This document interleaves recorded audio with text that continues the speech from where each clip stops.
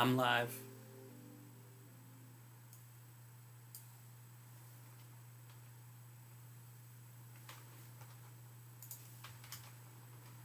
Hello everyone, I hope you're having a great day. You are watching the April 1st stream for youth group.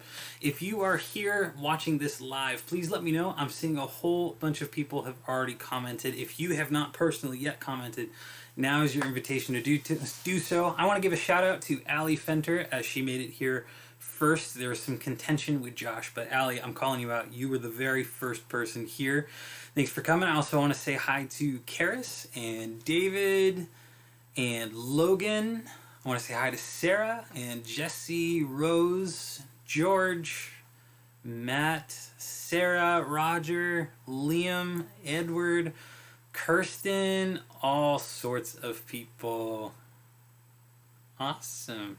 Ooh, that's a really good point. Someone in the chat just said it is birthdays today. I mean, it is the first time we're getting together in the month of April. That means if you have an April birthday, it is now time to rat yourself out. It is time to say it in the comments. Go ahead and let us know if it is your birthday. If this month, from April 1st to the end of April, your birthday, let us know in the chat. We would love to wish you a happy birthday. Awesome. Anybody have any birthdays that they need to call out? You go ahead and let us know. We have one person, two people, two adults. We have Felicia, who helps out in the church office, and we have Joe Bushak, our pastoral intern. Both of their birthdays are in April. Karis is letting us know that it's not her birthday, which tells us it's also not Allie's birthday. Okay, that's good information to know. Right on. Well, if it is your birthday in the month of April, happiest of birthdays to you. If you want to let me know if you are a teen who is watching this and it's your birthday, I'd love to figure out some sort of like interview that we could do maybe for next Wednesday.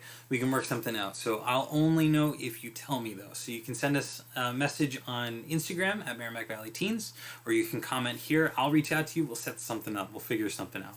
It would be awesome to be able to keep up that tradition.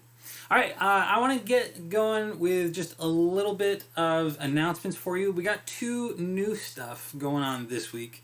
So first up is Teen Sunday School is starting back up this Sunday. I am very excited about this because I have missed Teen Sunday School quite a bit over the last couple weeks, but it is beginning again this Sunday. Instead of meeting in the morning, though, we're going to be meeting at 6:45 p.m. So it's right this time, but on Sundays. What's going to happen is we're going to do it over Zoom. A whole lot of you have been doing Zoom for school, and now we're just going to pick it up for Sunday school as well. Today, I sent out an email to a whole lot of your parents through the What's Up Weekly that has a link for Sunday.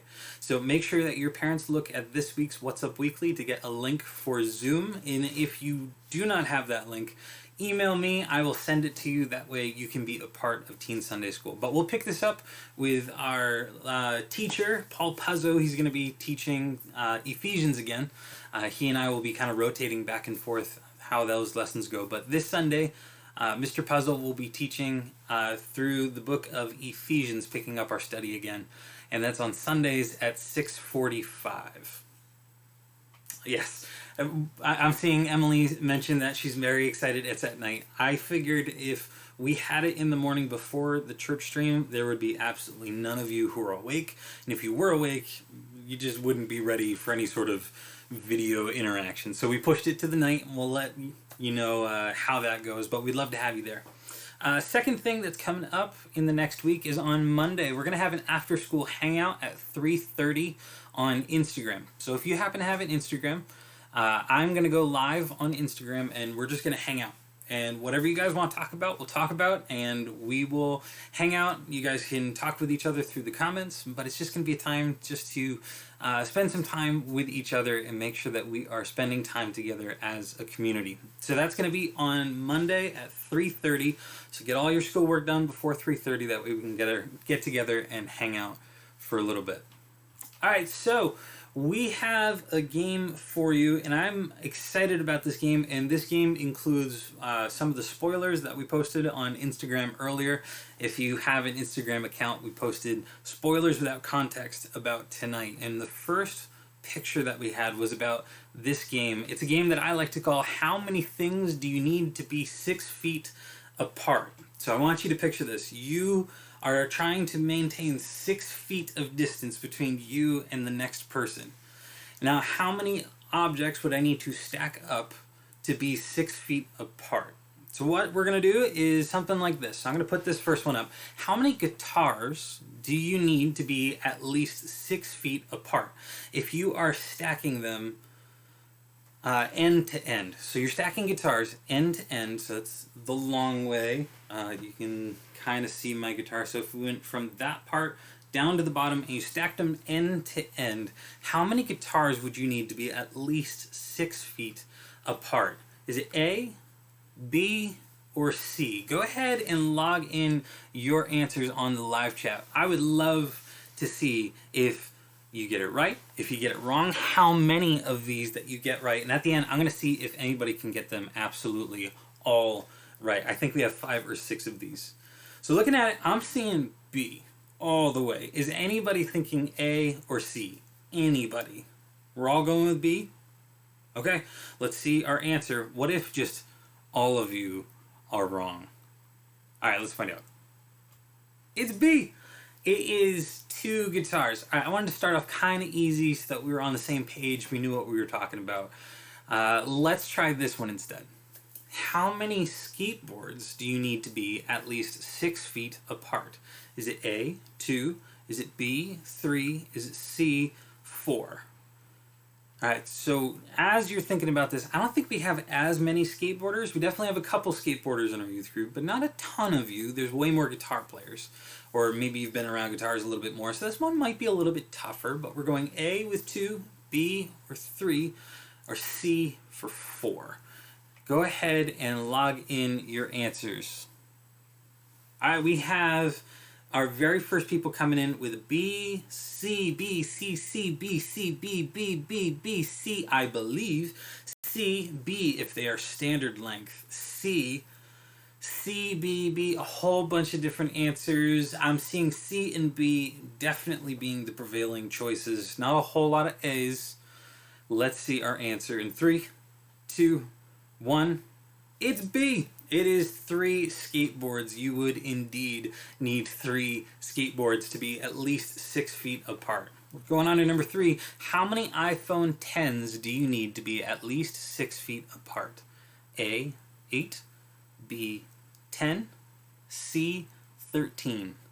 How many iPhone 10s? Now, as you write in your answers, I'm going to confess something to you. I had to, this afternoon, Google, how do you pronounce iPhone 10? Because I was not sure if it was X or if it was 10. And I feel reasonably certain now that Apple wants me to say iPhone 10, though they're not a sponsor. All right, so go ahead and log in your answer. A, 8, B, 10, C, 13. I'm seeing the very first answer from George being B. Then we have a CC, a 21, which is not an option here. CCCA, CB. I just want you to know, if you're thinking about like an iPhone, we're talking about the long way here. This long way, not the skinny way. How many of those end would you need? All right, we're a little bit more split on this one, so I think it's getting a little bit more difficult, but we see in 3, 2, 1, 13. You would need at least 13 iPhones to be 6 feet apart.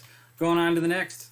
How many basketballs do you need to be at least 6 feet apart? A, 8, B, 10, or C, 13?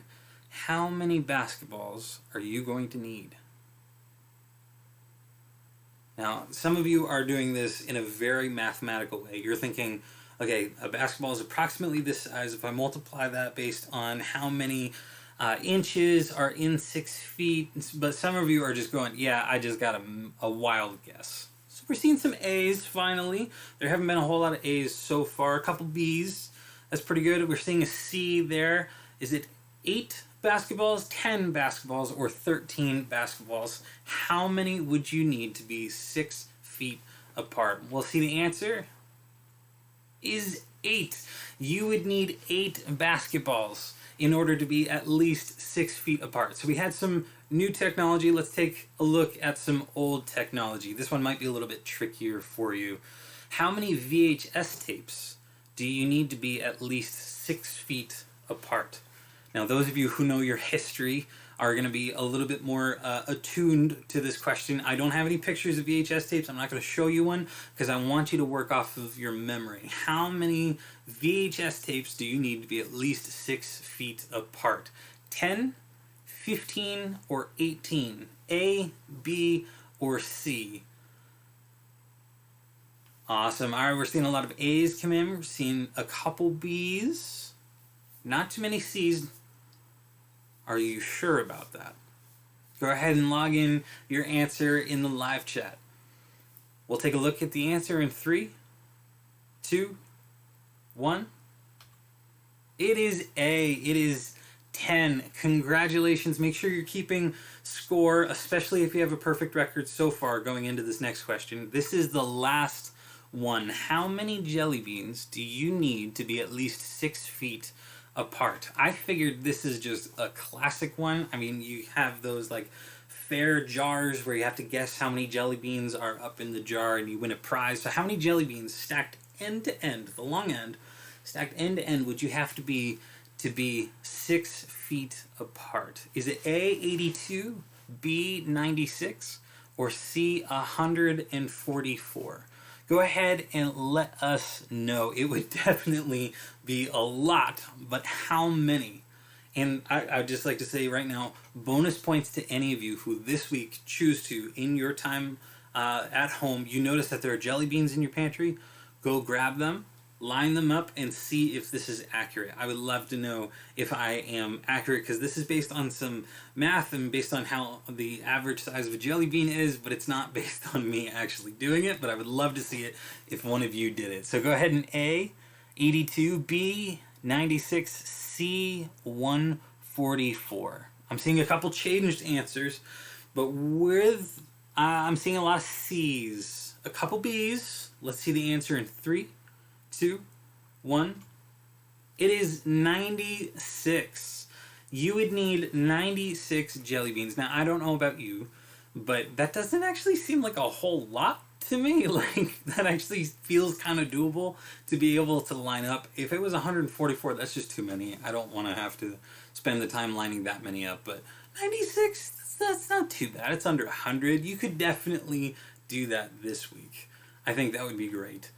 So as you think through all of those different items that you could keep between you at 6 feet, I do have a question based on something that Chandler Haggerty messaged me this afternoon. He saw our Instagram post, and he saw that we were going to have these different pictures and the spoilers without context, and he guessed that the first one was a game of which one you would not want to live without while you're in quarantine. So let me ask you, with all of the different items that we just talked about lining up and keeping you 6 feet apart, which is the one that you would want to have during quarantine? So you had to give up the rest of them. You couldn't keep the rest of them at all. Not in any form. So you got jelly bean, guitar, skateboard, basketball, iPhone, VHS tape. Which one of those would you want to keep if it meant getting rid of the rest of them? I have my answer, but I want to hear your answer first. So which one would you choose? Go ahead in the live chat. Put down which one you would personally choose. Because there's a couple different good options there, and I feel like there's some good reasoning why you might choose one over another. I know that I would personally be very surprised if any of you unironically said VHS tape. And if you do say VHS tape, you need to tell me right now whether or not you actually have a VCR to be able to play that VHS tape. But I'm seeing you put in some stuff. So which one would you choose if you could only keep one? I'm seeing, what do we have here? I see Kara saying jelly beans. I see Sarah saying guitar. We have Logan saying VHS tape. Logan, do you have a VCR player that you'd actually be able to play them? George's guitar, Gabriella's guitar, Jesse's guitar, Noel is Bible. That wasn't one of them. That would have been good, though. I could definitely include that if we play this game again. Emily has the Emily has the logic that I was thinking about. So if we're talking about like lining up 96 jelly beans or lining up 2 guitars, to me it seems like lining up 13 iPhones and then keeping 13 iPhones would be great. Not because you need 13 iPhones, but because you could sell them off and make some money. That definitely seems like the one that I would personally choose. I appreciate the jelly beans all the way. It would be very hard for me to give up my guitar during quarantine, but I think it would be even harder for me not to be able to talk to you guys through Instagram or to be able to text my family or talk to my sister. It would be difficult to not have my phone. But I ask you about which one you would want to choose, because while you're stuck at home, it can feel like you don't have as many choices available to you. It kind of feels like you're stuck, so you can't go anywhere, so that's a choice that is held back. But it's not like school vacation, because you still have to do school, you're just at home. So you don't have the choice of just relaxing all day. So you still have to get up and you still have to do school, and then it's not like you just have school and then vacation, because you also have chores and you have responsibilities. And it can start to feel like your choices are severely limited. But that's not quite true, now is it? Because while you might not be able to go anywhere, while you might not be able to choose whether or not to do school, whether you might not be able to choose which chores you have to do, there's still a ton of choices open to you. Primarily because every single moment of your life is a choice. And it's a choice because if you're a Christian, Christ, through the gospel, has given you freedom. Where once you were a slave to sin, you are now free in Christ. Because of Christ, every moment is a choice. So while we can talk about choices like if you can only have your guitar or your phone or your jelly beans, every single moment is a choice about whether or not you're going to follow yourself or you're going to follow Christ, or if you're going to do the foolish thing, or if you're going to do the wise thing, or if you're going to talk to people or not talk to people. Even while you're stuck at home, life is full of choices because Christ has given you freedom. So to help kind of walk into that theme a little bit more before we jump into the lesson, I'm going to tell you that tonight I'm going to give you 5 verses for quarantined teens. And with those verses, they're all geared to helping you make wise choices while you're stuck. While you're at home and it feels like choices are limited, you need to recognize that every moment is a choice. And these 5 verses are going to help you make wise choices. Let's get into that with this video. God. God. God. God. God. Family. God. Family. God. God. Family. Friends. God. Friends. Family. God. Friends. School. Family. Friends. God. School. Money. Friends. School. Family. God. School. Money. School. Family. God. Social Money. distancing. Friends. School. God. Sports. School. Money. Social distancing. Friends. God. Family. School. Money. Here. Sports. Social God. distancing. Family. Money. Friends. God. Sports. The ladies. God. Sports. Family. Social distancing. Social media. Social distancing.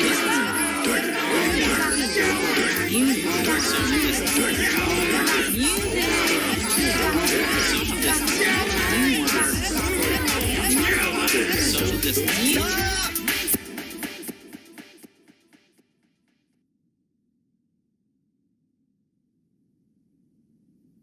God.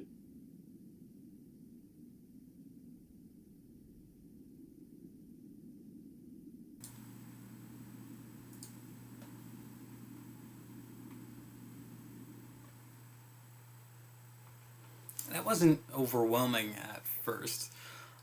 The first time he says God, you kind of expect him to talk about God, and then he keeps saying God, and then you get it like, oh, okay, things are going to start drowning out God. So you start listening for God, and the screen gets a little bit more full, and you say, oh, that's not too bad. And then out of nowhere, it just kind of ramps up. It gets stressful, right? That video isn't fun to watch, but it's a picture of your life right now. Even while you're not able to go places, even while you're not able to hang out with people in person, there is so much that is trying to get your attention, and it can easily drown out God, which is why we have youth group. That's why we're still having streamed youth group rather than just not having youth group at all. It's so that it can cut through the noise and help you focus back on God.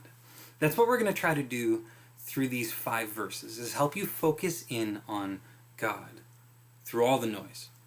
So let me pray for you really quickly, that we'd be able to focus on God over everything else. Let's pray. God, we want to focus on you.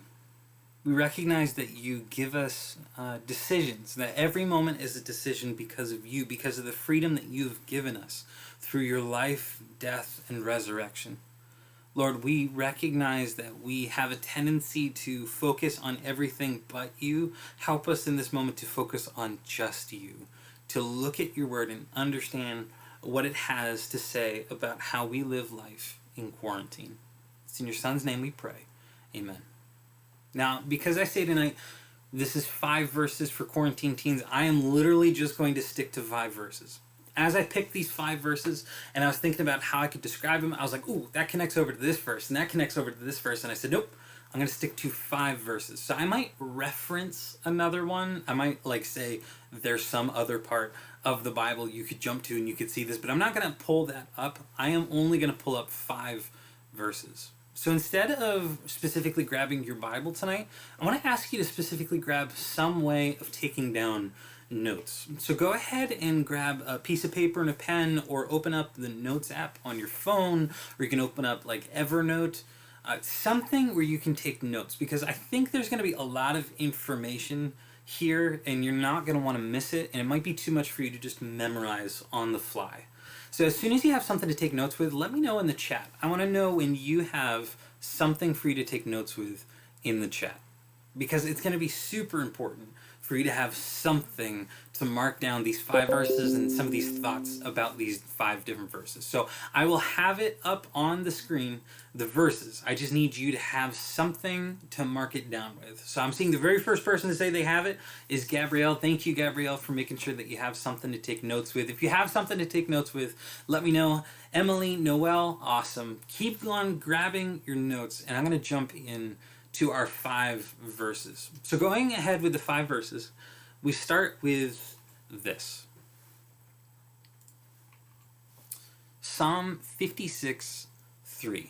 So again, if you're a note taker, just mark that down first. Verse number 1 is Psalm 56:3, and this is what it says. It's so short, and it's good. It says this: whenever I am afraid, I will trust in you. Psalm 56:3, whenever I am afraid, I will trust in you. That's a verse that you need to keep in mind while the world feels like it's spinning out of control. And there's a couple important things to catch about that, but I want to summarize it this way. When it comes to uncertainty, choose faith, not fear.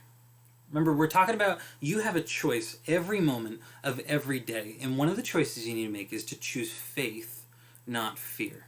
As we look at that verse, whenever I'm afraid, I will trust in you. It's important to recognize that fear is normal. If you're afraid right now, it's okay. It is normal and it's common for people to be afraid. But it's in the moment of fear that we need to be careful that fear is not running us, that it's not controlling us, that it's not making decisions for us. Which is why in this verse the psalmist says, whenever I'm afraid, there are times that I'm afraid, I will trust in you, God. And that I will trust is a choice. So what you need to catch is that you need to choose faith and not fear. You choose faith by living your life having a confident expectation that God will do everything he has promised to do. That you trust that who God said he is He is. And that what God said he will do, he will do.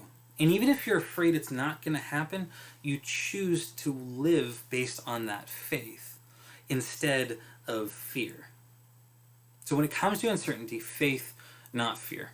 That's what each of these are kind of going to be like. It's just this short little idea that you need to keep in mind. So as you're going throughout your day, Psalm 56:3, whenever I'm afraid, I will trust in you. Choose to live your life based on faith, even as you might still be feeling fear. The fear is not going to go away just because you choose faith, but it is going to change who you serve.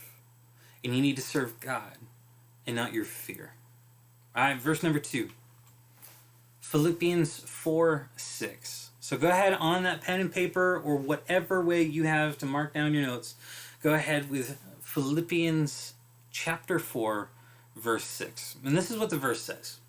Be anxious for nothing, but in everything by prayer and supplication with thanksgiving, let your requests be made known to God. Okay, so I want to summarize it this way. When it comes to thoughts, choose prayer, not worry. Okay, you might be catching a theme between the first verse and the second verse. Whenever I'm afraid, I will trust in you. So we choose faith, not fear.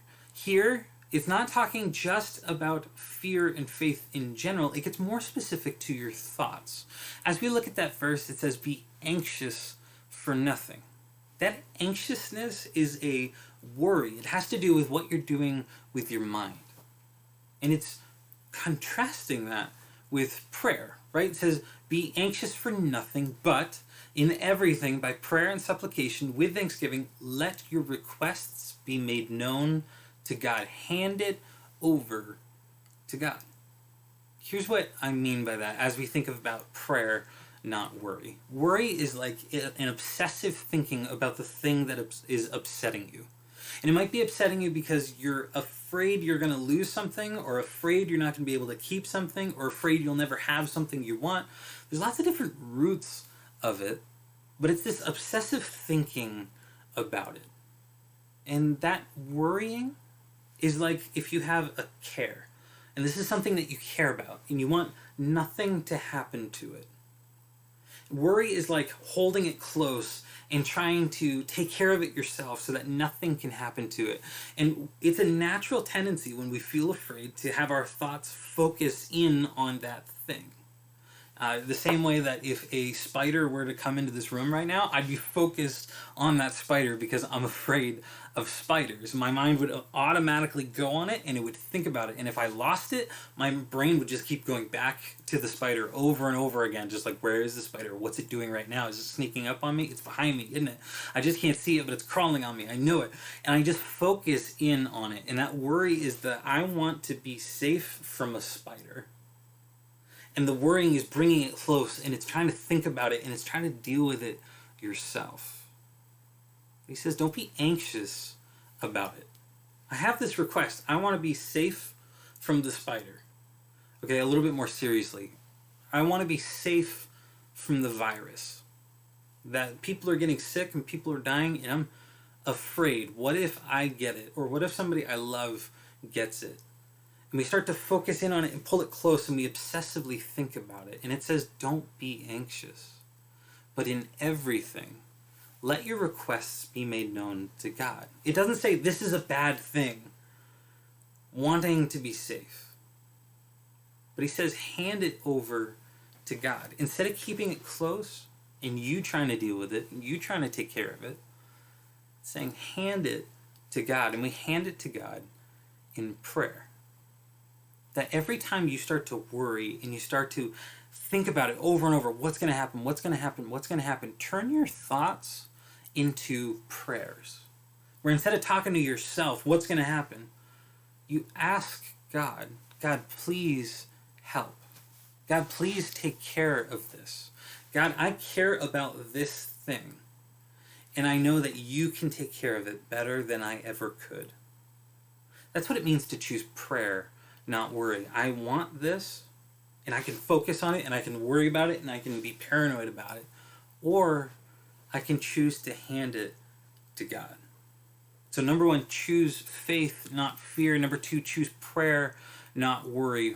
Verse number 3 is Hebrews 10:25. So if you got your notebook, go ahead and mark that down. Verse number 3, Hebrews 10:25.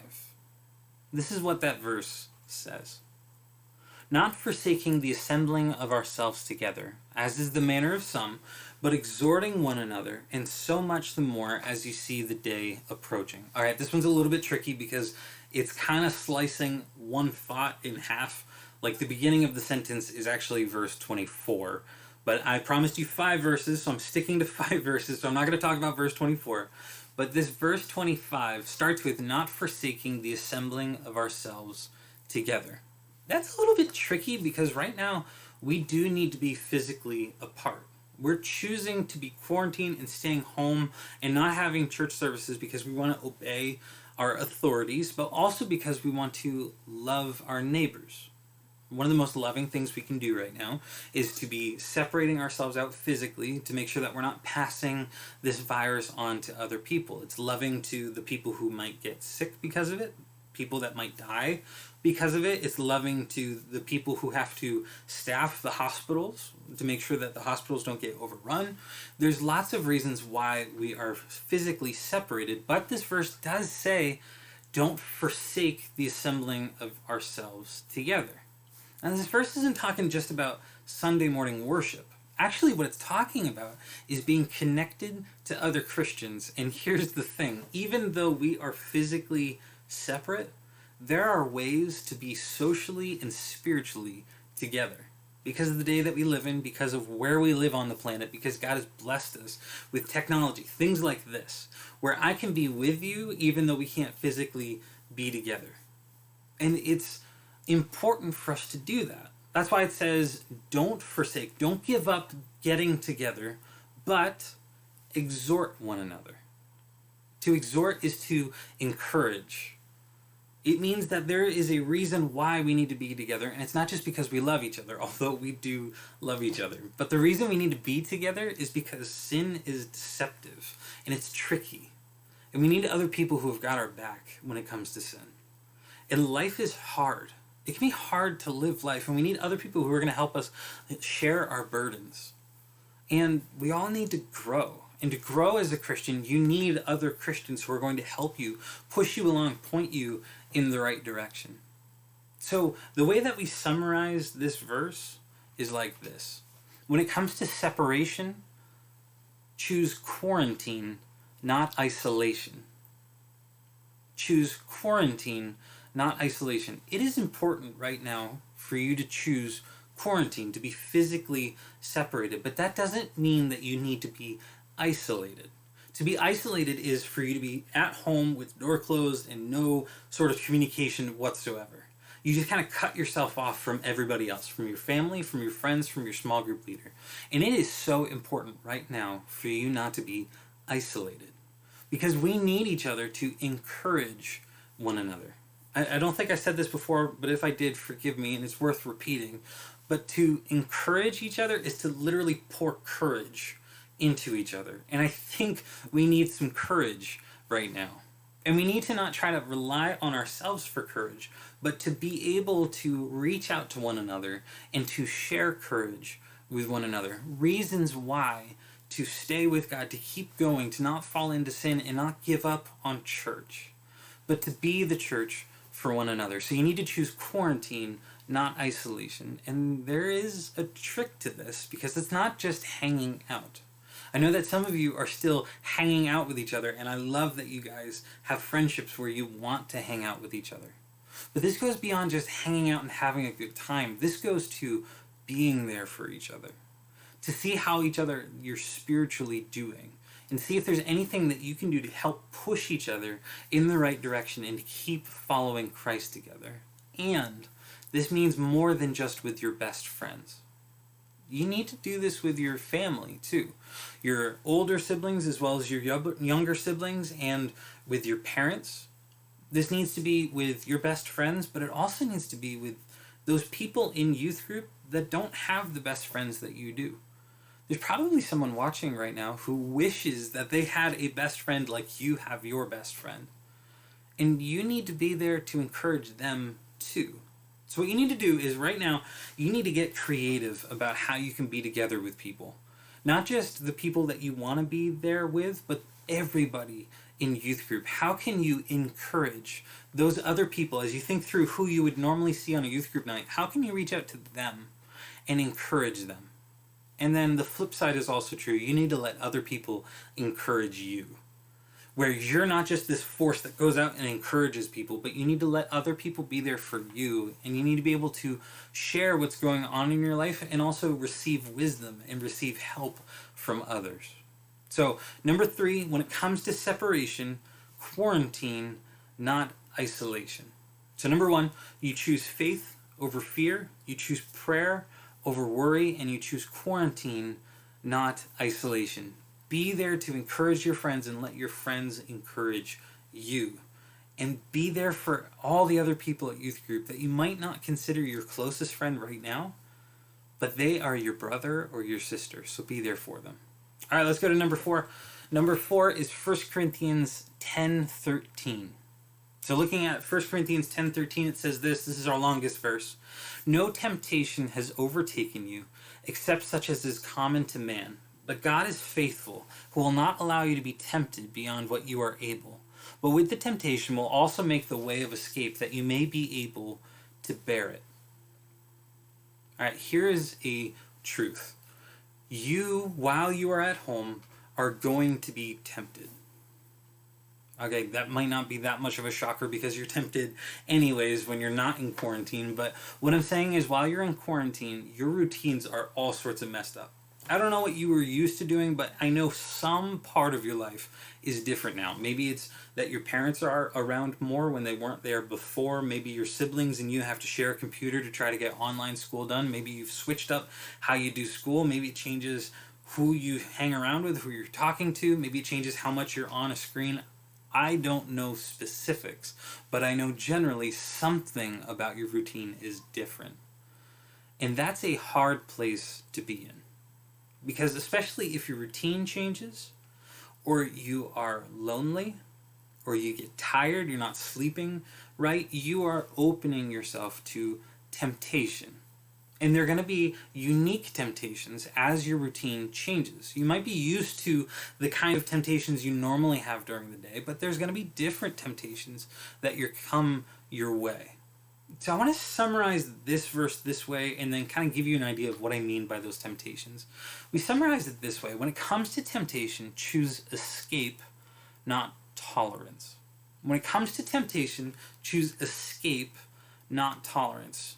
Because temptation is headed your way if it's not already here. Some temptations that came to my mind as I thought about what might be common right now. You might be struggling with social media addiction.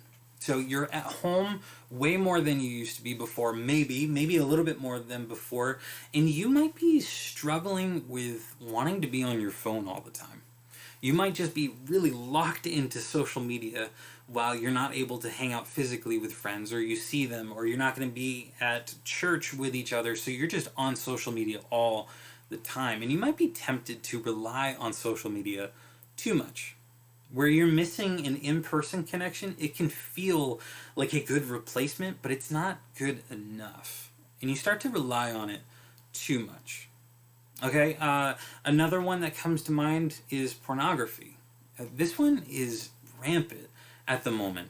People are joking about it openly in ways that they didn't before. While you're stuck at home, you might be tempted to go to pornography for enjoyment, for pleasure, for release from stress. There's a lot of different reasons why you might be tempted to go to pornography, but while you're at home, especially if you have a device like the one that you're on that allows you to go on the internet, and especially if you can take that device anywhere you want and you're by yourself, you might be tempted to go to look up some pornography. Or if it's not pornography, there might be some other aspect of the internet that your parents want you to go stay away from, and you're tempted to go there. There's a whole digital world of things that Christians shouldn't partake in, and you might be tempted to. Something else that comes to mind, and this feels funny to include on the same list as pornography, but I mean it. You might be tempted to grumpiness. As your routine is disrupted, as your plans are disrupted, as things you were looking forward to get canceled, you no longer have the stuff you were looking forward to, and you might be tempted to be grumpy, to reject Christ's joy, to focus on your problems and not receive the blessings that Christ offers you. And you might be tempted towards this grumpiness that gets prickly, and you kind of get grumpy with other people and maybe get a little crabby and get short with your parents or people that you're talking to online. You're just irritated. You could also be tempted towards discouragement, where instead of frustration, you're just down. I know there are lots of people that are struggling with this right now. We're struggling with this feeling of what is happening. And I can't prepare for this. I can't plan for this. And I can't guarantee the future. And you can be tempted to be discouraged. Just be down in the dumps. Just to be ready to give up. Last one, you can be tempted to disobedience. There are lots of people that are really struggling with the idea of the government telling them you need to not be in groups of 10 or more, or you should really stay home unless it's absolutely essential. I know adults that are struggling with the idea of the government can't tell me what to do. And I know for a fact that some of you are also struggling with much the same thing, where your parents say, I don't care that you're not going to school anymore. You're still going to get up at this time and you're going to do your schoolwork. Or you think, who's going to care if I go hang out with my friend? My parents are being ridiculous about this whole thing. Or I really want to go somewhere, so I'm going to do it. Or you're told to do more chores than normal while you're at home, or a different chore than normal. You're just not interested. You might be tempted to disobedience. But with all of these different temptations, you need to be careful that you're not choosing tolerance, to tolerate it. Where the temptation comes your way and you are in the place of temptation and you just say, yeah, I'll just put up with it. And I'll just say no, and I'll just keep doing my thing. You need to be careful of that, because what typically happens is when we just try to endure it and put up with the temptation, typically it goes from, no, I'm not going to give into that temptation. And then it goes to, I can handle it. I can deal with it. I'm going to do this anyways. I won't do the sin part, but I can keep it from becoming sin. And then it becomes, well, just a little bit of sin. And then it becomes, this isn't that bad. I don't see what the problem is. To fully accepting it. When you try to rely on tolerating it rather than dealing with it, your tolerance to it builds up. And you're willing to put up with way more than you did at the start. It kind of makes me think of listening to music in the car. So if you go for a long car ride and you start listening to music, it might be at like a 7 on the scale. I don't know, I'm just picking a random number. I can hear some of you already saying 7. I turn it up to 27. But whatever number, as you drive along, your ear gets used to a certain level of volume. So you turn it up. And then your ear gets used to that level of volume. So you turn it up. And then your ear gets used to that level of volume. So you turn it up even more. To the point where when you get to your destination, you need to turn it all the way back down. Or you would hop out and you hop back into the car and you turn on your car and it starts playing the music at the same level and it just blasts your ears. Well, it didn't feel that loud when you got out of the car. What happened? You got used to it. And the same thing is true with temptation. If you're willing to chill by it and keep doing what you're doing even though you're addicted. Let's say social media. You're addicted to social media. You're tempted to give into this social media addiction. You just say, nah, I'm just going to keep doing social media. I won't get addicted. And then you start to feel like I really need this. And you say, yeah, I deserve social media. This is a time for me to be connected to friends, and there's no other way for me to do it, so I'm going to spend a lot of time on social media. And then what felt like a lot of time originally just feels normal. And you're willing to go a little bit further. And then it feels normal. And you go a little bit further and you fall into this temptation. The verse does say that there is no temptation that is common to man that God won't give to you that you can't endure. I'm butchering that. I'm very sorry. But the way that you endure it is not by going through it all the time. There are some temptations where the only way to deal with the temptation is to choose escape. That we don't choose to tolerate the temptation. When it gets thrown at us, we just don't go, yeah, whatever, I'll just ignore it. But we deal with it. And sometimes the only way that we should deal with it is by taking the escape route that God planned.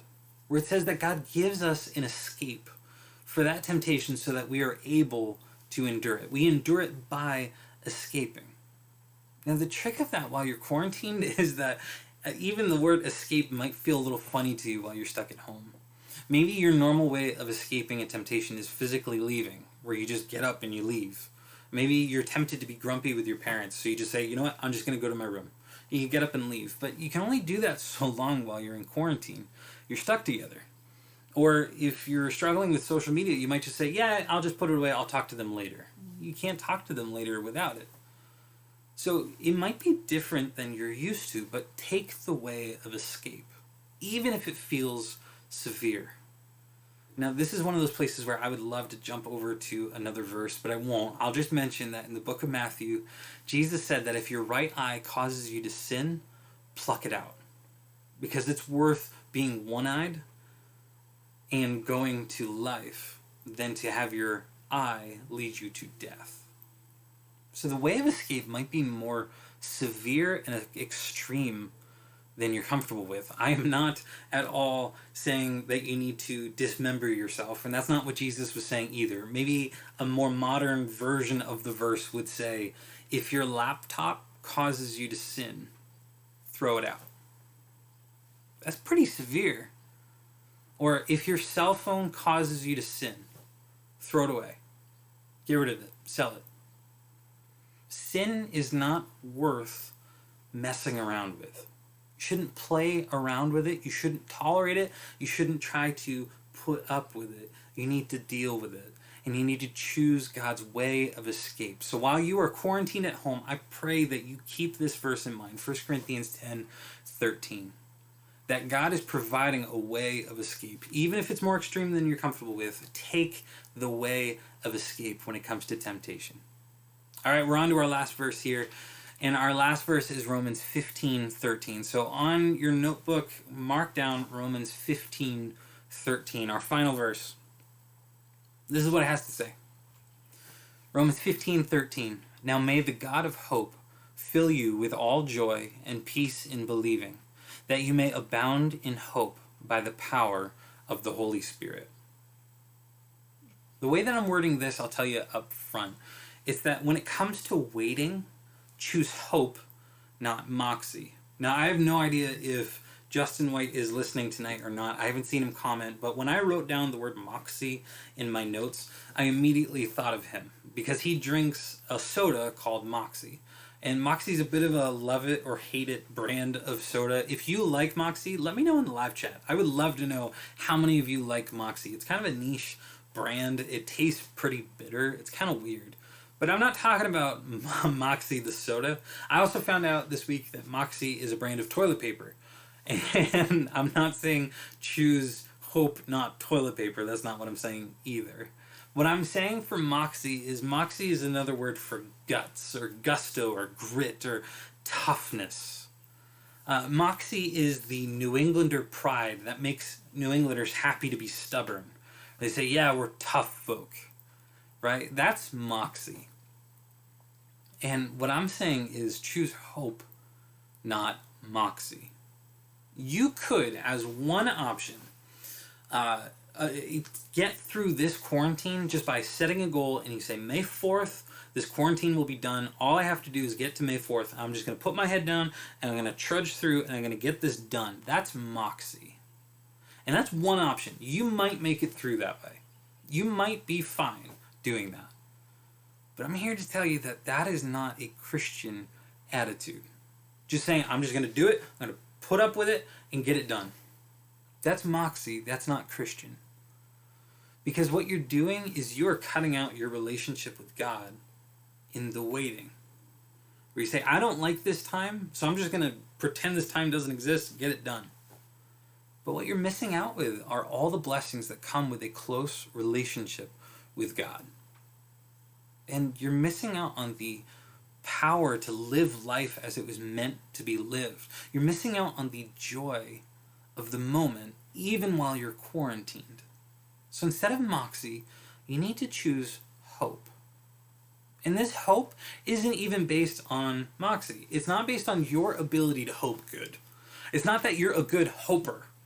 It's that you go to God for hope.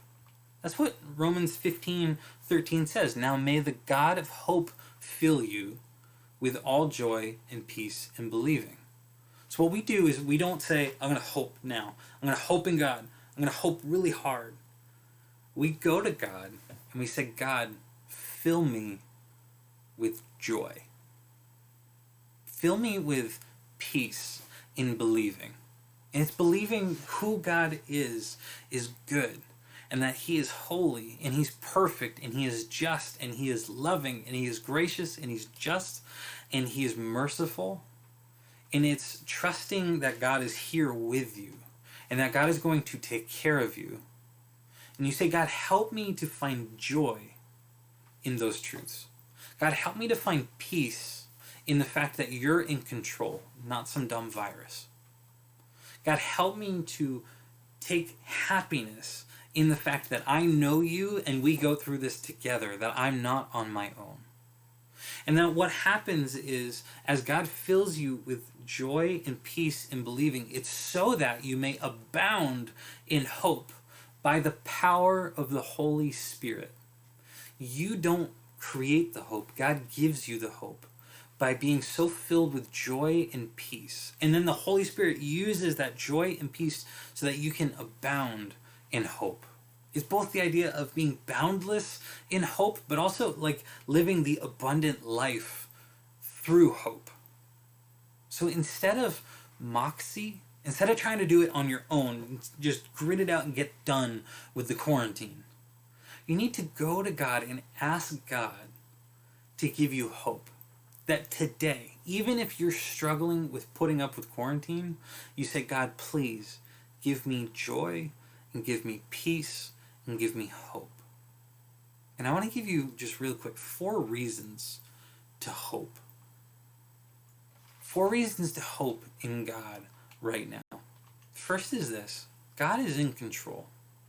The coronavirus hasn't done anything to God's power, to God's sovereignty, to God's authority. God is still on the throne and nobody can even touch his sovereignty. That he is in control. And that's only a good thing because of the things that come next. Because if I was in control, that wouldn't be a reason to hope in me. But you can hope in God because he is in control and nothing surprises him. That as the ruler of the universe, he didn't go, wow, I did not see this coming. We got to scramble for an idea. Angels, what are we thinking? What are we going to do? We got to come up with something. No, God's not surprised by this. You and I might be surprised by this. That a year ago, we had no idea what life was going to be like this week. But God did.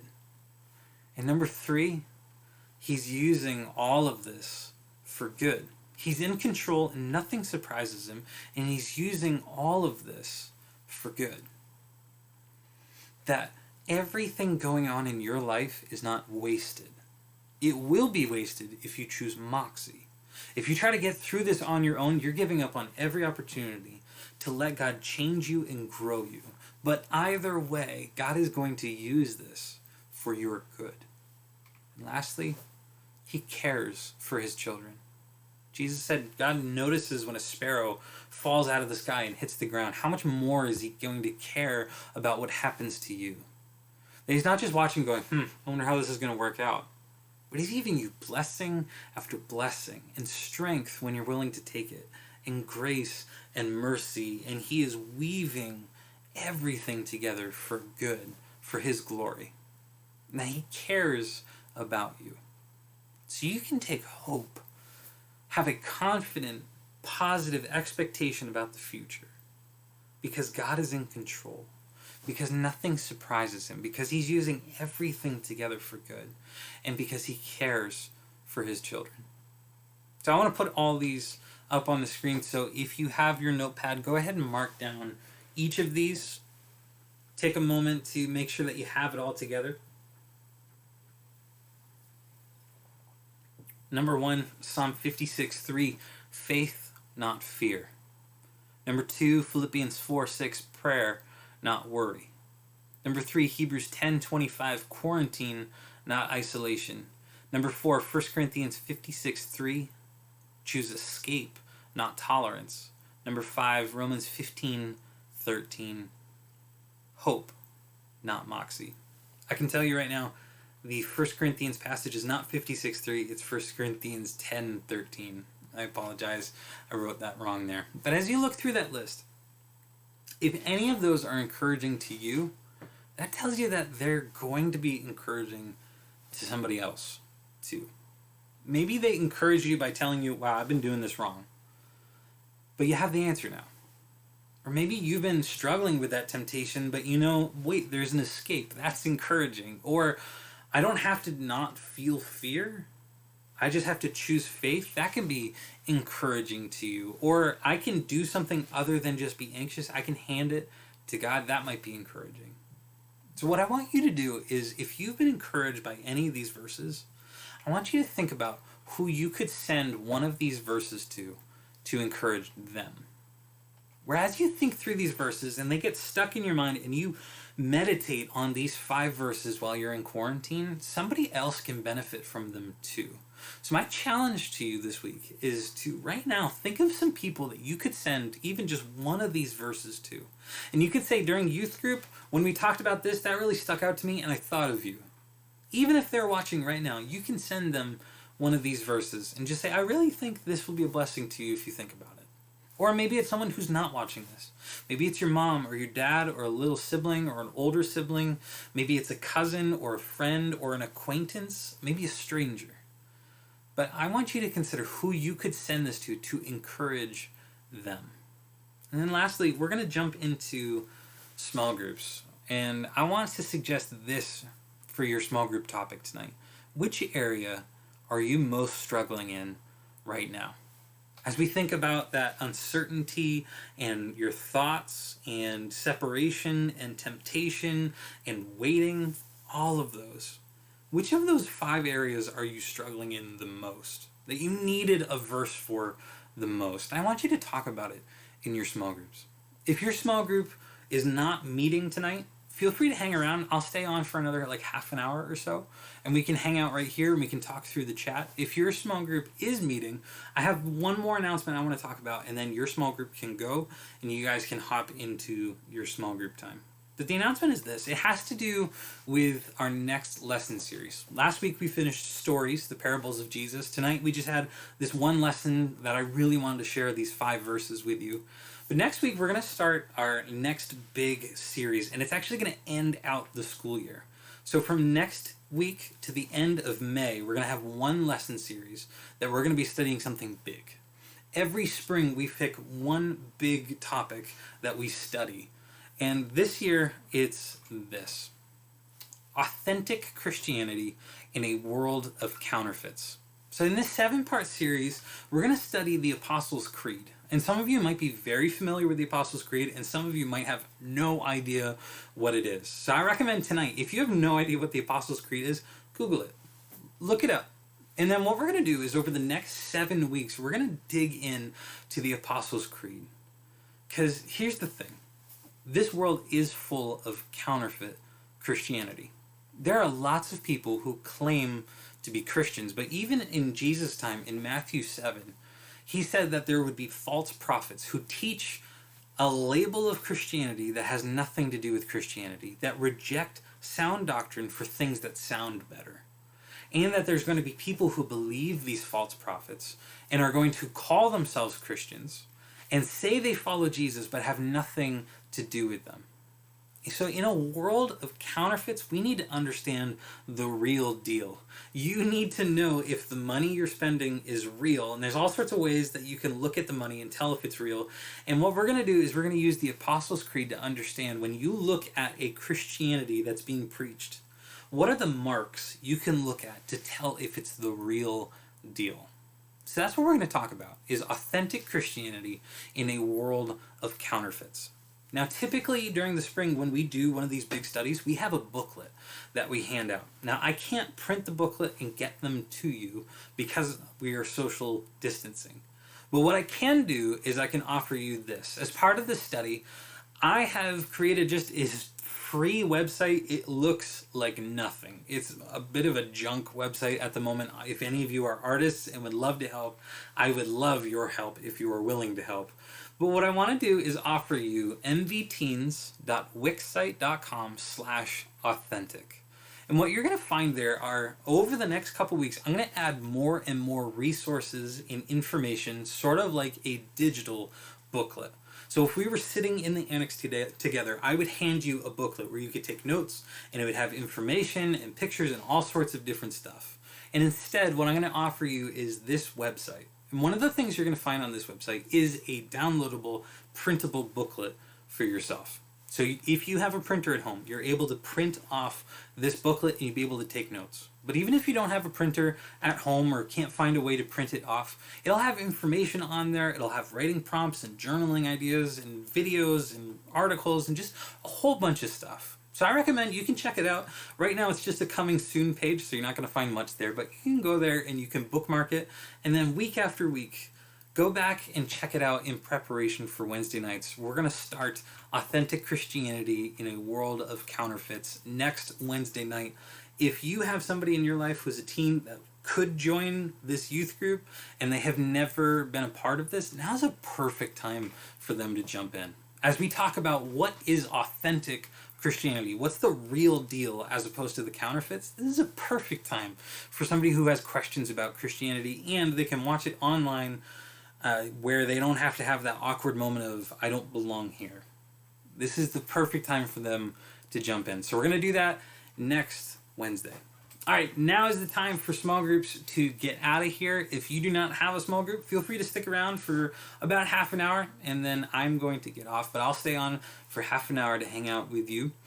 But that's all I have for tonight. Thank you so much for jumping onto the stream, for watching this, for your comments, for playing along with the game, for marking down notes. I pray that this is a blessing for you. But you can head out to your small groups, and I hope you have a wonderful night.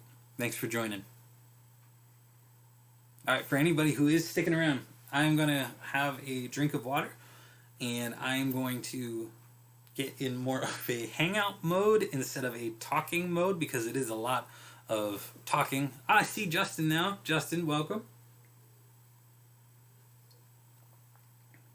Thank you, Gabrielle. I hope these verses are helpful. Love you too. Well, Justin, welcome. Thank you so much for popping in. Even if it is at the end, it's good to have you here. And if you're interested in what tonight was like, after we're done streaming, you can go back and watch the whole video at your own speed, at your own time, so you don't have to miss a thing. That's a good question. You know, I didn't even consider the fact that that's weird to people. Alana and I never throw out a jar. So pretty much every jar we've ever gotten, we just keep, and we find different uses for them. So I had this. We had pickles. We had Vlasic lightly salted pickles, and then we finished the pickles. I drank some of the juice, threw away the rest of the juice, and then we sterilized the jar, and now we use them as drinking jars, and others we keep rice in, and different things. Yeah, David, thank you for passing along that we talked about Justin. Justin, we talked about you in the lesson, so you definitely need to look through the lesson later. But be sure to head out with your small group if your small group is meeting.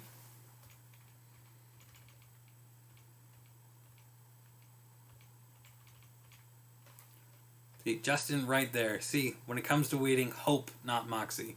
For that to make sense, you'll need to look up the lesson. Now I'm out of water. I'm sad. I should definitely reuse or remove the label, Chandler. I agree. But sometimes, like, we don't have any Goo Gone at the moment. Goo Gone is good stuff. But because we don't have any, it just, no matter how much you scrub it, there's always sticky stuff left behind the label. Oh, I forgot to mention, the study that we're going to be going over is based on this book. Wow, the book looks huge when I hold it like that. It's not actually that big. Bye, Christy. So this book is by R. Albert Mohler Jr., and it's called The Apostles' Creed, Discovering Authentic Christianity in an Age of Counterfeits. So this book walks you through what the Apostles' Creed is and where it comes from in Scripture, in the history of each of the doctrines. It talks about different groups of people that call themselves Christians but deny the different doctrines. It is a wealth of information, and if you are interested in learning more about the Apostles' Creed than we can even cover in youth group, this is a fantastic book. I would highly recommend you get it and you check it out. There will be a link to this book on the website. So I'll put up the website there in case anybody is still looking for it. It is not a custom URL because it is free. We're only going to be using this website for 7 or 8 weeks, so it felt a little funny to spend a ton of money on it. The cheapest that I could find for a custom domain was $100, so it felt like a little bit silly to get $100 for a special website name.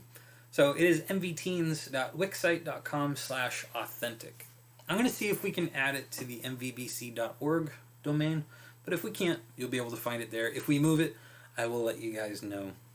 But we're going to be talking authentic Christianity in a world of counterfeits.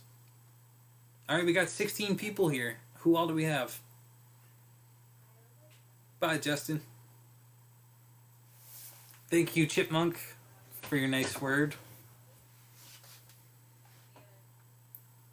Whatever you want to do, David. We got 15 people that are watching. I'm hanging out here until about 8:20. If you don't have small groups tonight, welcome. I will say, for those of you who are in Mr. Petrenko's group, be sure to reach out to him. I think he would love to have a small group time with you. You just need to get in touch with him. So if you need his email, you can email me. You can find my email at mbbc.org/ministry/teens, the church website, if you don't have it already. But be sure to email me or him. We would love to get you into a Zoom small group. Isaac, I am sure you could join as well if you were interested in joining David's small group while we're meeting digitally. Are we doing anything tomorrow? The plan is no. If we are interested in more worship nights, let me know. I'd be happy to do more. I didn't want to start doing it weekly until I heard some feedback, and I haven't heard a lot of feedback. We had a fantastic time, and there were so many kind words of encouragement and so many verses shared. It was a fantastic time. But I don't want to assume that just because it was a fantastic time once that people want to do it every week. So I'm happy to have another one if people are interested. Bye, Pierre. Yep, absolutely. Isaac would be able to join your group, David. It'd be good. You two should reach out to Mr. Petrenko and try to get a small group set up. Maybe even for tomorrow night. Good. That's one vote from Chipmunk for worship night. So if we have more feedback, I'd be happy to do it. Again, we might even do it without more feedback, just because it's a good thing for us to be doing is worshiping together.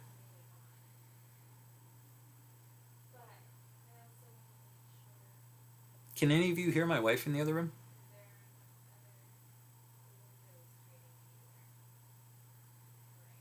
Lewis.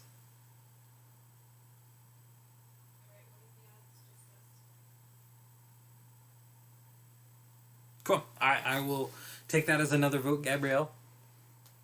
I'd be happy to do it again. I don't know if we'd be able to have Matt over again, so unfortunately you'd have to put up with just me, simply because we are in a stay-at-home order in New Hampshire. So that means we are theoretically not having a lot of people over unless there's some sort of emergency or somebody needs something. So I'm not entirely sure whether or not Matt would be able to join, but if we wanted to do another worship night, we could. Something else we could do is I don't have to do it. So if there was another leader who wanted to do it instead, so if Matt wanted to do it just by himself, I'd be happy for him to do it too. Why am I Lewis sometimes? Meeting at 8 on Zoom. Wonderful to hear, Mr. Petrenko. If Chipmunk is able to join too, I think he might enjoy it. Welcome, Sarah. Oh, yes, Danley. I was cleaning out my car the other day and I came across the tag. That is a good idea, David, to have Pastor Aaron on standby for the court so he can help us pick keys. You don't have to have the program downloaded for Zoom, Chipmunk. If you were interested, and you totally don't have to, you're more than welcome to hang out here instead of going over there.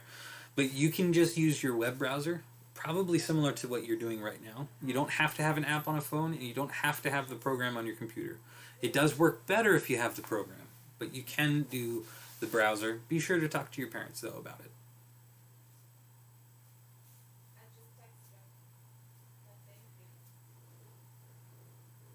I did bring in the label. I don't have it with me.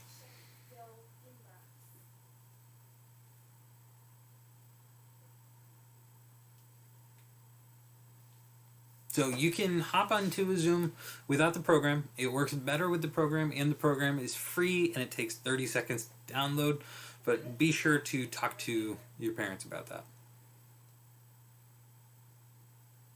Okay. Well, if it's too old to work on, then there's not much you can do there. But you're more than welcome to hang out with us here, and that's at least something. Bye, Jesse.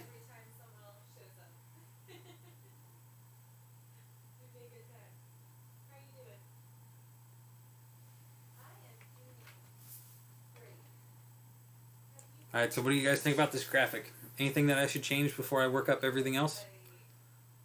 I spent a couple hours yesterday trying to put it together. Isaac, if you have a computer, we'd be happy to find a way for it to work. I'm sure your parents would be able to help as well. I'll leave that between you, Mr. Petrenko, and David. Between you and your parents, and then if your parents are okay with it, then those other people.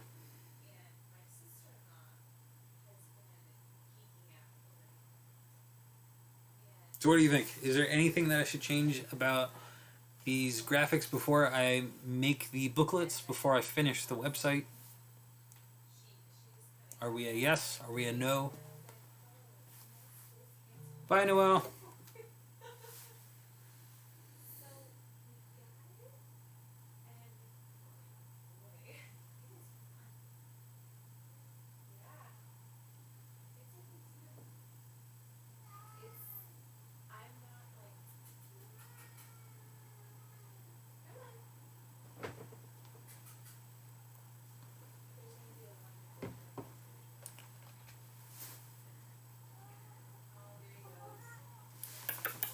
Come on.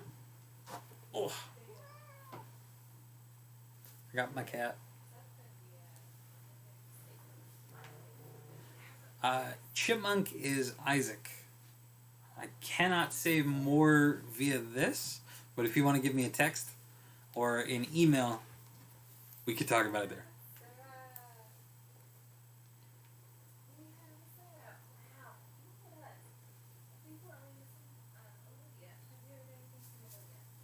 Yes, there is a cat here. This is my cat, Skittles. He is 14 years old. Still as spry as ever. He's also very vocal.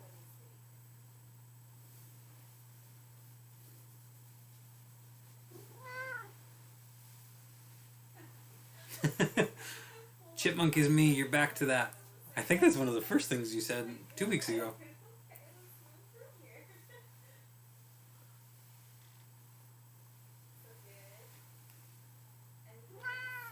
I think if Chipmunk is interested, Chipmunk, you can reach out via David and Isaac. You can figure it out together. But Mr. Petrenko, if you want to head to your small group, I think you are good.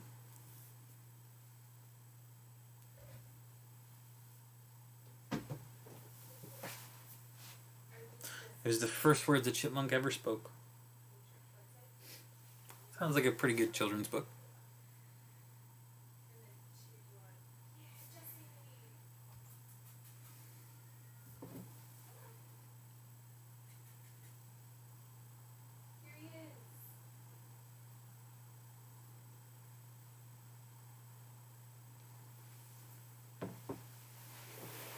Alright, I think it's guitar time. We have 12 people that are still watching. I don't know if you're watching with the audio on or not.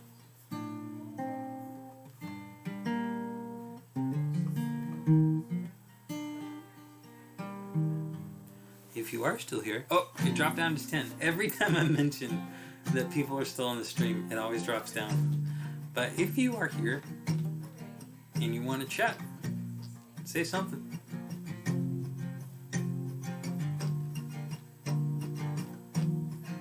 Sounds good.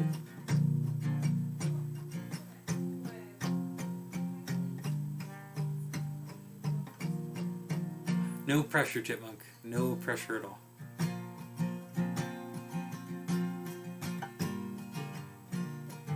If you guys have any ideas on other fun things we can do over live stream, like we had the worship night, we have the hangout on Monday, but if there's something else you guys have in mind, things that we can do, let me know. I have one idea.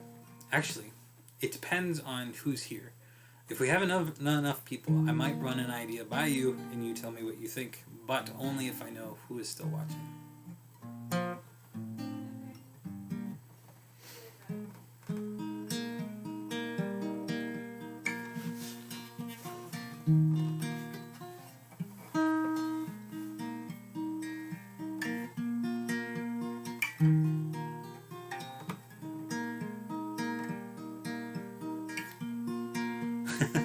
This also happened last time.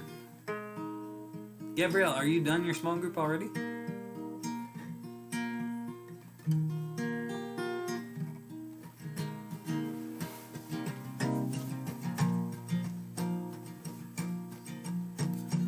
David did not find the invite, Mr. Petrenko.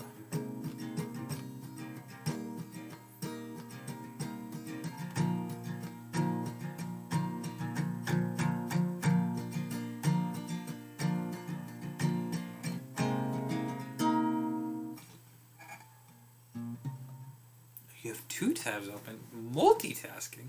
How are you able to interact with the stream and small groups? It seems like it would be very difficult.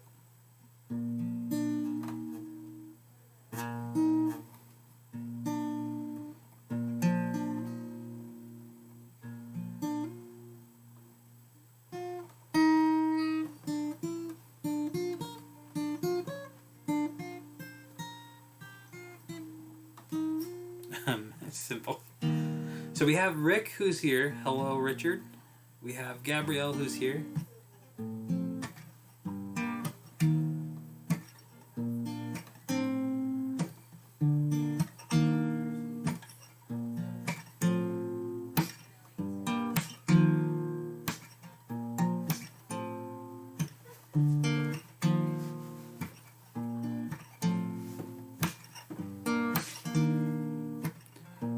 Chipmunk is still here. Sorry, so that's 3 people. Who are the other 7? That's what I want to know.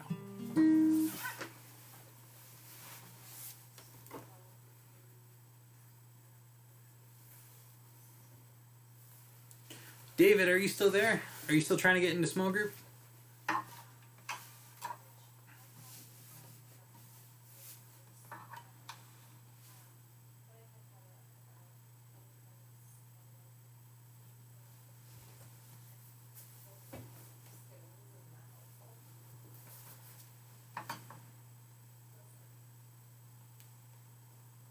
David, if you have Mr. Petrenko's email, can you please email him? He said he tried to send you the email that was, or send you an invite to the email that he has, but apparently it's not the right one if you didn't get it. So if you could email him, he can send you an invite. So David, if you don't mind emailing Mr. Petrenko. Thank you. Alright, so it's Richard, his sister, whose name I know. It's just that I don't want to say it unless somebody else says it. We have Chipmunk, David, and Gabrielle. That means there's 4 more that are out there.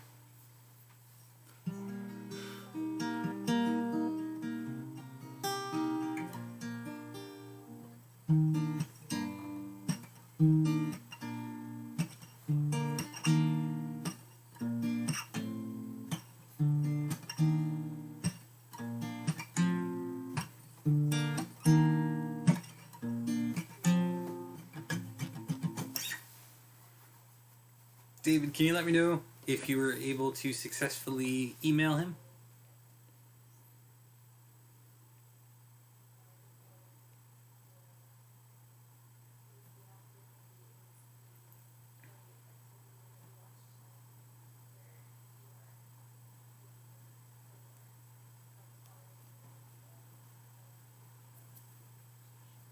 Alright, bye, Gabrielle.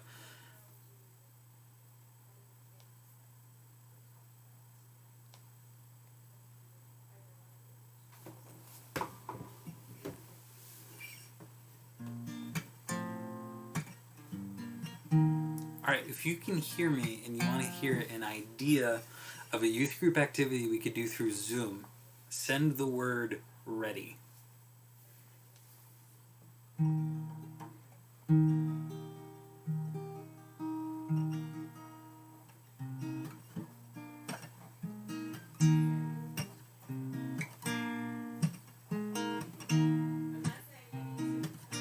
Alright, we have one person who's ready. If you are here and you're listening and you want to hear a youth group activity idea, send the word ready.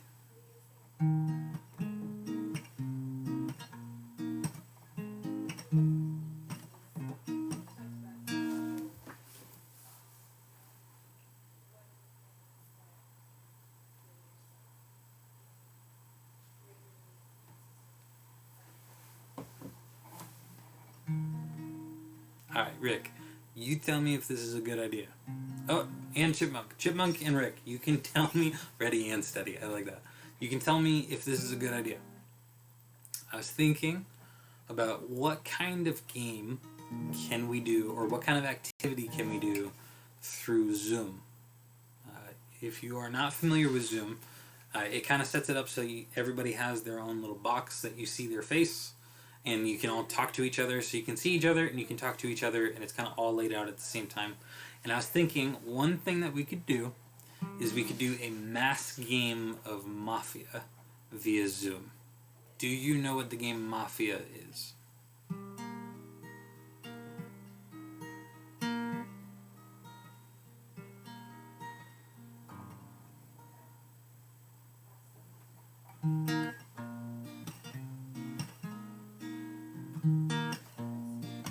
So what you could do, right? This is what I'm saying. Okay, so if you had everybody on the screen, picture like 40 little boxes with a whole bunch of faces. You could totally play a game of Mafia via Zoom. Like, there's some logistical things you need to work out, like how do you tell just one person that they're the Mafia without everybody else seeing it or hearing it, right? You would need some sort of like private chat set up, but you could totally do that. And that'd just be a fun way to play a game with each other. So we'll probably test out Zoom with Sunday school, and if it goes well, maybe like next Saturday we can have a Mafia day or something like that.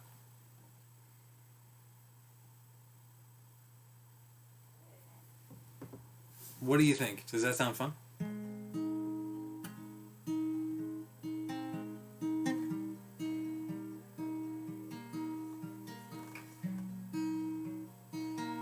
Ah, perfect, Rick. A Discord could work too, David. But in Zoom, there's a private chat option.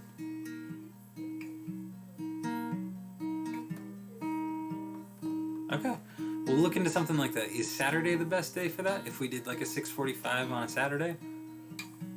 Or is it better to do it after Sunday school on Sunday? Is it better to do it Thursday? What do you think? What's the best day?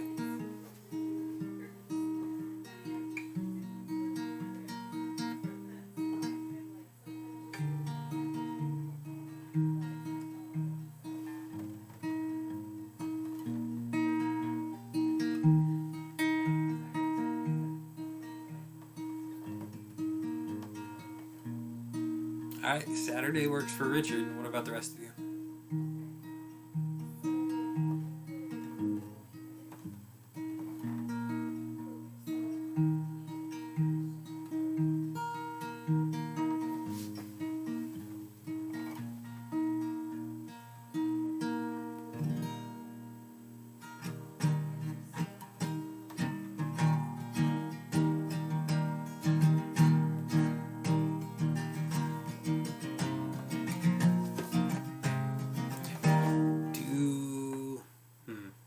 What did you guys think of the video tonight? The one that starts with God. God in the noise. What did you think? It's a little different.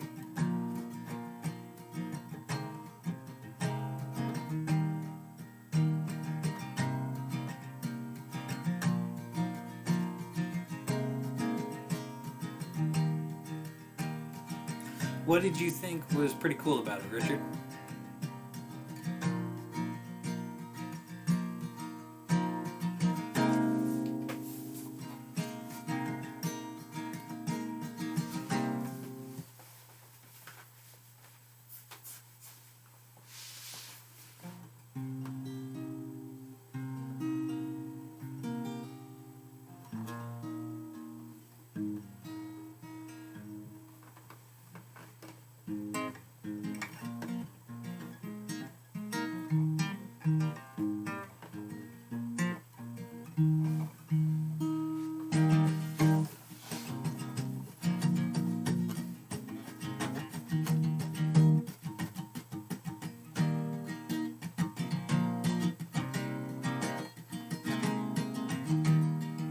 We still have 9 viewers hanging out.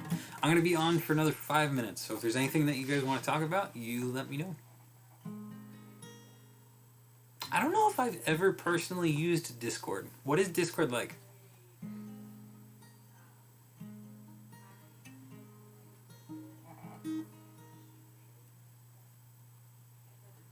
Yeah, I agree, Richard.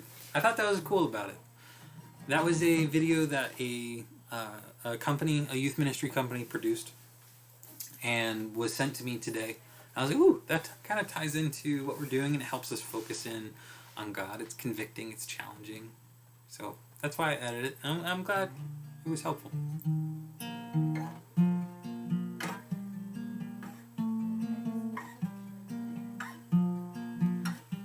So it's simple to use. Is it a chat? Is Discord a chat, or is it a video thing?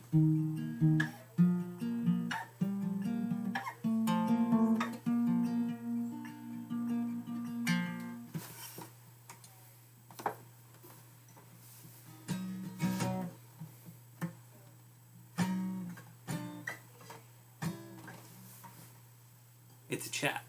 Oh, it can be both. So you can do video, so you'd be able to like all see each other.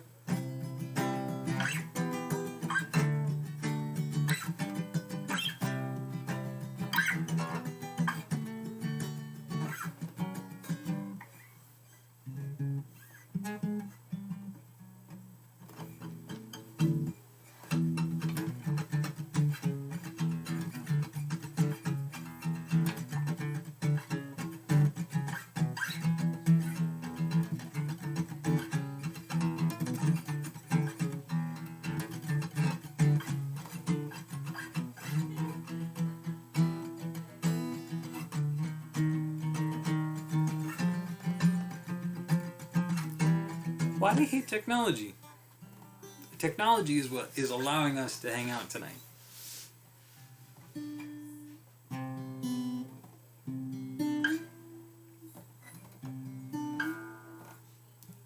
Richard, your school is all about technology, right?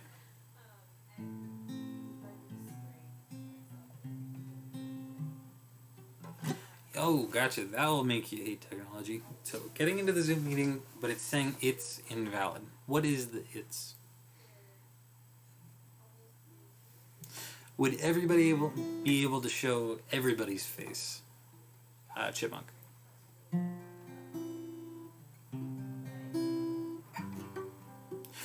Something that we could do too, I could totally set up like music in with Mafia and like set up sound effects It could be this whole big thing.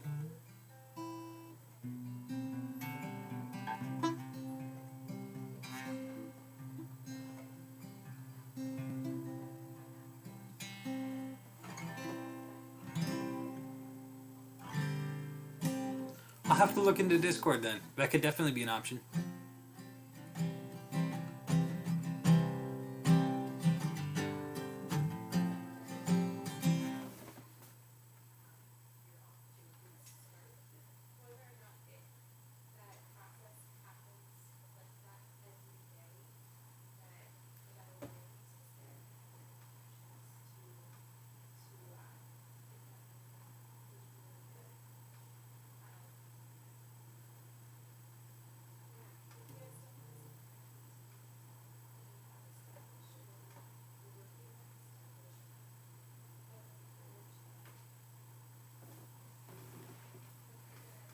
So we have 8 people still here.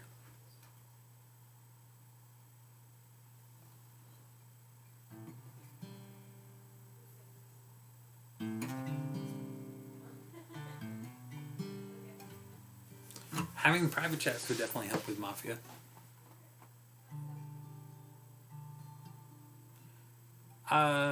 Richard, so with your school being very tech-based, are you using Zoom for school? Or are you using something else?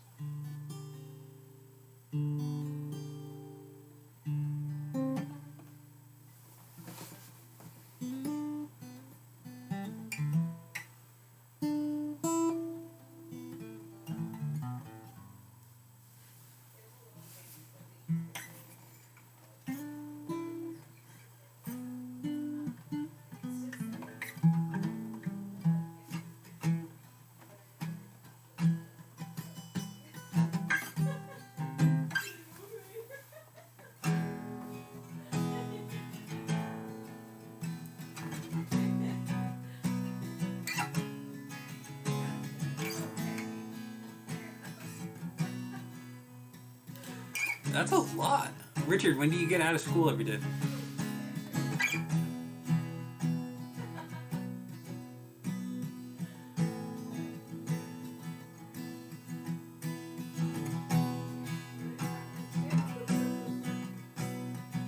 Okay. So that gives you half a day to like work on homework and kind of the other stuff that goes along with each class, I would imagine.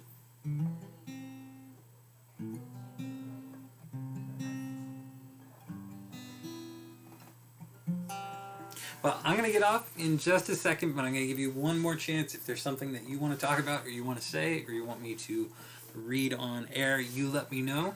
And then I'm going to be hopping off for the night because I need dinner. Oh, you don't have school on Wednesday, though. That's interesting. I'm glad you're able to be here. I mean, not that you'd be in school during this time anyways, but maybe it frees you up to be able to be here so you don't have to focus on homework. But I'm going to be heading off. There are 7 of you left, so I want to tell the 7 of you and anybody who's watching this later, thank you so much for being here, for checking this out. Don't forget to visit the website here to get ready for our next lesson series. That begins on April 8th. So April 8th, we're going to be talking about authentic Christianity in a world of counterfeits. So you can get ready by going to that website, and you have a wonderful night. All right, take care, all.